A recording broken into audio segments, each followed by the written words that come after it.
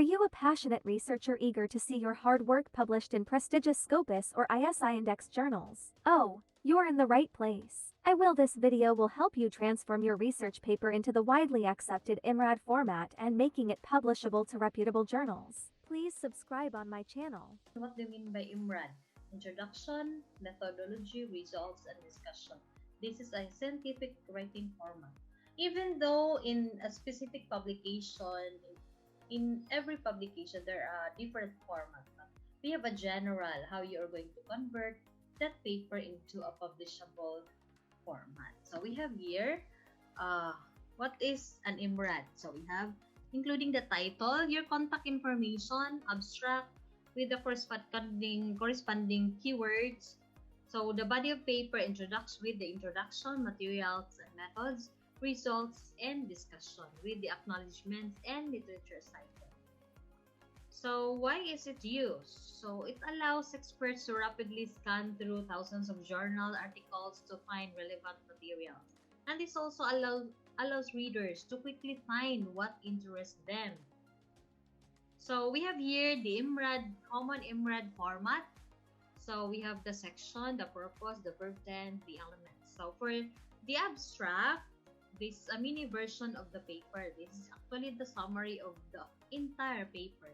So you are going to refers to work done. So the elements here, principal objectives, the methods used, principal results, and the main conclusions. Okay, so we have here the introduction. For the introduction, provides rationale of the study. So refers to established knowledge in the literature. So we have here including the nature and scope of the problem, the review of relevant literature, your hypothesis, your approach used in study and justification for the approach, your principal results of the previous study, and the main conclusion, including your objectives. So you're going to write your objective in the conclusion part, the introduction part. So your objective of the study or the statement of the problem, you are going to write in the introduction. Okay, next we have the methods and materials. For the methods and materials, describes what was done, experiment, model, or field study.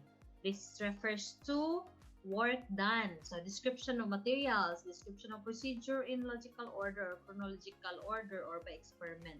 So sufficient detail so that procedure can be reproduced. So methodology, where data collection, data analysis, sample, your locals, so are carefully written. So you are going to, if you are using a different instrument or a standardized instrument, you're going to mention here your reliability, validity of the instrument, so that it's very easy for other authors to use.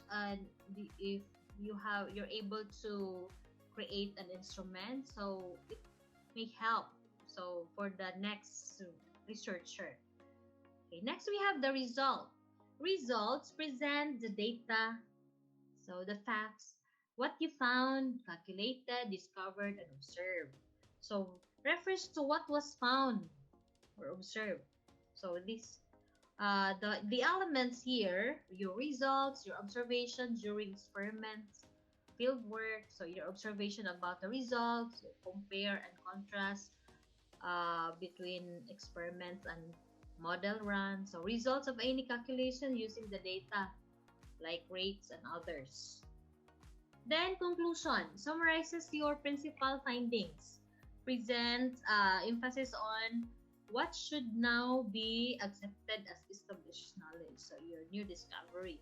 So conclusion should relate back to the introduction, the hypothesis, summary of evidences supporting its conclusion. And I remember in my dissertation, I did not include conclusion, but instead I write there implication and future direction of my study. So you can also write the implication, the significance of your result for any practical application or any action that you're going to do, or field action or plan. So that is part of the conclusion. Okay, so I have here an example of actual This is my published paper in a Scopus journal, solid state technology. The title of my paper. So we have title, contact information, abstract, and keywords. So we have the title, Exploring Mathematics in the Iskaya Tribe and Ethno-Learning Theory. So you have your contact information there, your email ad. I include my ORCID ID number.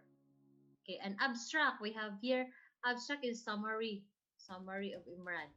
So you have the keywords. So we have here the keywords. I have my keywords, Iskaya Tribe, Ethnomathematics, and Exploration.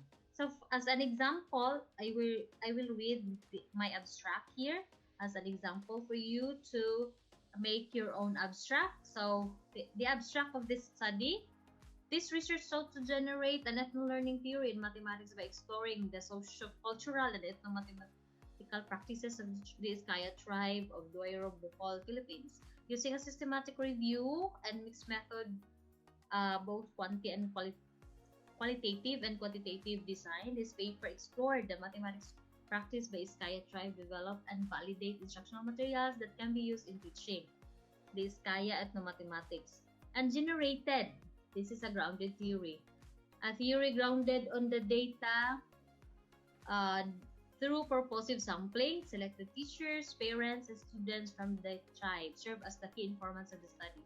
Data collection took almost a year of observation, with lived experiences, documentation, interviews, and quasi-experimentation of instructional materials.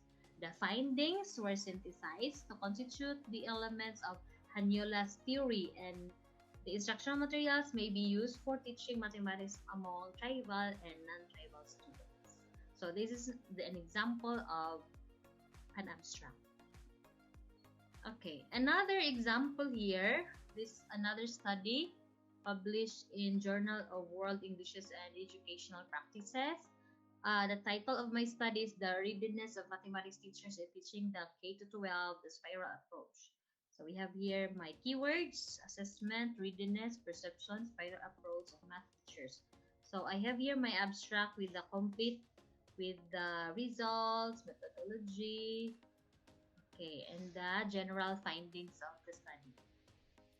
For the introduction, the previous study, question and hypothesis, you're going to write here for the introduction. So I have another example for introduction. You can include your literature review here and the objective of the study, previous study, question and hypothesis. Okay. For the materials and methods, so what was done with what and how? So for my K-12 research, a quantitative research survey to determine if there was any significant relationship between the readiness level of perception towards teaching mathematics using a spiral approach. So we have here, you include your, in the methodology again, you include your data collection, analysis, sample, local, and other part of the instrument. Okay, this another example of methodology. So this is a mixed method, both quanti and quali, like ethnography and experimental design. I have here phase 1, phase 2, phase 3 of my research paper or the methodology.